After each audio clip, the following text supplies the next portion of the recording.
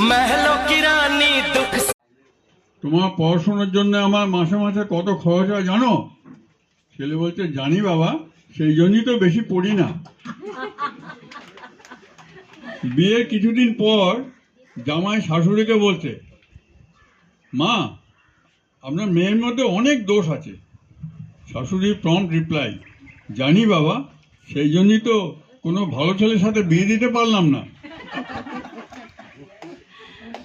ছেলের মা আক্ষেপ করে বলছে, শখ করে ছেলের বিয়ে দিলাম কিন্তু মনের মতো বউ পেলাম না।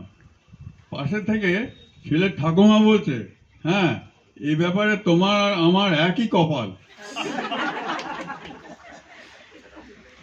একটা ভিখারি এক ভদ্রলোককে বলছে, আমাকে 10টা টাকা দেবেন স্যার, চা খাবো।